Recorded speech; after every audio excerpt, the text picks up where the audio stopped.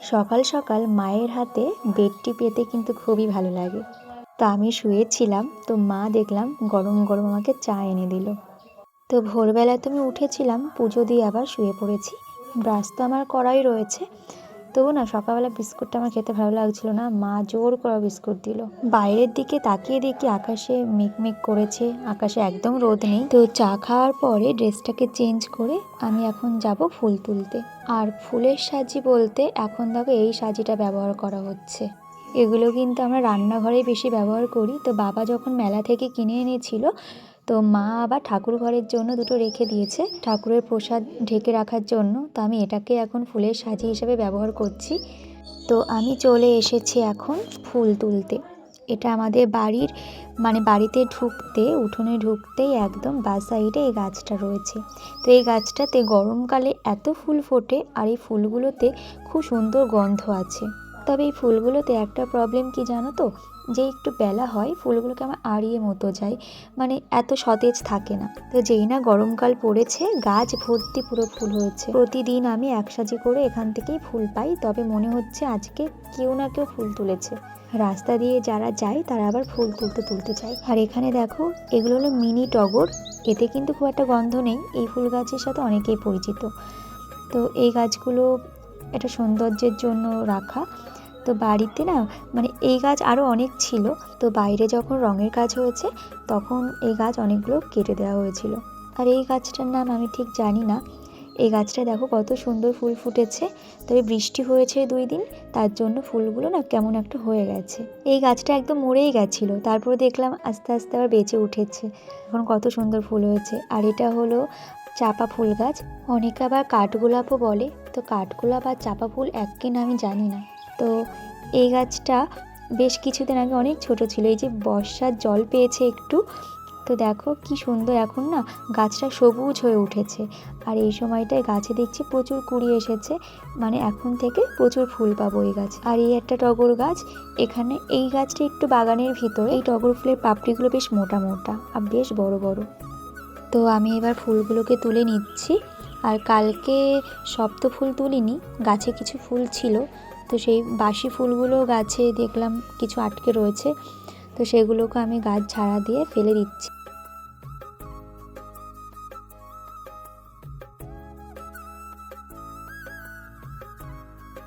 তো এই দেখো আমার সব ফুল তোলা হয়ে গেছে। আর বেলপাতাটা, আমাদের বাড়িতে বেল গাছ নেই, তো পাশের বাড়ি থেকে আমি বেলপাতাটা প্রতিদিন তুলে আনি।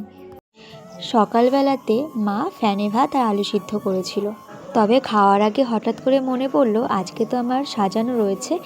তো সেক্ষেত্রে আমাকে তো জিনিসপত্র গোছাতে হবে। কিছুদিন আগে আমার সাজানো ছিল, তো তারপরে আর আমার গোছানো হয়নি। সেইভাবেই ব্যাগে সব জিনিস রয়েছে, সব জিনিস এলোমেলো করা। তো এগুলোকে আবার গোছাতে হবে। তো মায়ের তো আর সহ্যই হলো না, আগে খা তারপরে জিনিসপত্র গোছাবি। তো বাধ্য হয়ে চলে আসতে হলো। তো সকালে দেখো ফ্যানে ভাত, আলু সিদ্ধ আর ঘি, এটা দিয়েই সকালটা সুন্দরভাবে চলে গেল। আর এদিকে দিদা দেখো একটা আম কাটবে, সেই শক্তিটুকু এখন গায়ে আর নেই। তো আমি যে 2 মাস ভিডিও করিনি তার একটা কারণ কিন্তু আমার দিদা আমাদের বাড়িতেই আছে, প্রায় বছর খানিক মতো আছে। আর 2 মাস আগে তো দিদা এত অসুস্থ ছিল যে হসপিটালে ভর্তি ছিল। দিদা যে বাঁচবে এটা কেউ বলেনি, ডাক্তার পর্যন্ত অভরসা দিয়েছিল। তো সেখান থেকে আমরা দিদাকে বাঁচিয়ে এনেছি। আর এখন দিদা আগের থেকে অনেক সুস্থ আছে। তো দিদার পিছনে অনেকটা টাইম দিতে হয়েছিল আমাদের। এখন দিদা অনেকটা সুস্থ আছে, তাই আমরা এখন সময় পাই, তাই এখন থেকে ভিডিও আবার কন্টিনিউ করব।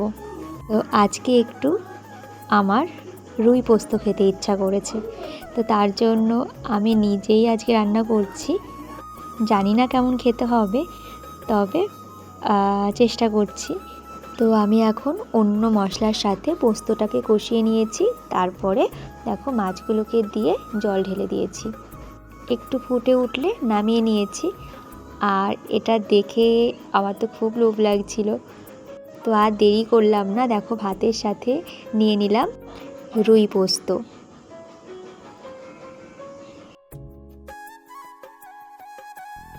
এদিকে রুই পোস্ত দিয়ে সবে ভাত খাচ্ছি, আর তখন মা এদিকে এনে দিল মাছের তেল। মাছের তেলও আমার খুব প্রিয়। তো ওটার লোভ আর সামলাতে পারলাম না, তাই পাশে একটু কিন্তু মাছের তেলও নিয়ে নিলাম। তোমাদের কার কার মাছের তেল খেতে ভালো লাগে অবশ্যই কিন্তু কমেন্ট করে জানিও।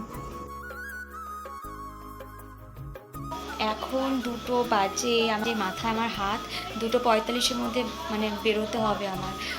ওদের বরযাত্রী গাড়ি ছাড়বে বললো মানে 5টার মধ্যে, তো আমাকে তো 2:15-র মধ্যে মানে 2:45-এর মধ্যে বেরোতেই হবে। তো এখন আমার বোন দেখছি বাথরুমে স্নান করতে গেছে, এখন কখন বেরোবে আমি জানি না। এখন পিয়াসা যাচ্ছেন, আমি এখন এই ব্যাগ নিয়ে চলে যাচ্ছি। কিরে চল, সব কিছু আছে তো। তো চলে এসেছি বিয়ে বাড়িতে। হ্যাঁ, এটা কিন্তু ছেলের বাড়ি। আর এই যে মালাটা রাখা রয়েছে, এই মালাটার গন্ধে, মানে যেহেতু রজনীগন্ধার মালা, মানে ঘরটা এত সুন্দর গন্ধ বেরোচ্ছে, খুবই ভালো লাগছে খুব। তো আমি সাজাতে বসে গেছি। তো সাজানোর আগে ভেবেছিলাম একটু ফটো নেব, তো ভুলে গেছি। তো এটা হলো যার বিয়ে তার বৌদি। যেহেতু ঘরে লাইট কম, তো এই বৌদিদের বাড়িতেই মানে রিং লাইট রয়েছে একটা, মনে হয় রিলস করে, তো সেই রিং লাইটটা জ্বালিয়ে মেকআপটা করেছি। আর এটা হলো আমার কাকার মেয়ে পিয়াসা। তো আমি যেখানে মেকআপ করতে যাই না কেন, আমি একাই যাই। আমার মাও কোনো জায়গায় গেছে, বোনও গেছে, তো পিয়াসা কখনো যায়নি। তো পিয়াসা বলছে, দিদি এবার থেকে যখন তুই যাবি আমাকে নিয়ে যাবি। ও নাকি আমার অ্যাসিস্ট্যান্ট হয়ে কাজ করবে। তো ঠিক আছে, ছোট মানুষ, আমার গেলে সুবিধাও হয়, কারণ মেকআপ করতে করতে মানে সামান্য ভিডিওটুকু আমি নেওয়ার টাইম পাই না। তা যদি ও যায় ওটা খুব ভালো হয়। আমার মা তো এসব ভিডিও করতেও পারে না, আর আমার বোন খুব একটা যেতেও চায় না। তো যেখানে আমি যাই, বলতে গেলে আমি একাই যাই বেশি অংশ। তো পিয়াসা যদি আমার সাথে সাথে যায় আমার একটু হেল্প হবে। তো আমার এই বিয়ে বাড়ি গেলে এই ফুলের কালেকশানগুলো দেখতে খুব ভালো লাগে। মানে কত রকমের ফুল, কেউ জারবেরা আনে, কেউ জিপসি আনে, গোলাপ আনে, আর ফুল দিয়ে চুলগুলোকে বাঁধতেও খুব ভালো লাগে। তো দেখো, এই যে হলো আজকের মেকআপ লুক। কেমন লাগছে অবশ্যই আমাকে কমেন্ট করে কিন্তু জানিও। তো পিয়াসাও কিন্তু আজকে আমাকে অনেক হেল্প করেছে, মানে ও চুলে হিট দেওয়া, শাড়ি পিন করা, এগুলো কিন্তু অনেকটা হেল্প করেছে। আর গোলাপগুলো সাইড দিয়ে লাগিয়ে দেওয়া, তো এইগুলো যে আমার হাতেও কাজটা করে দিয়েছে, এতেও কিন্তু আমার অনেকটা টাইম আমার মানে সেভ হয়েছে।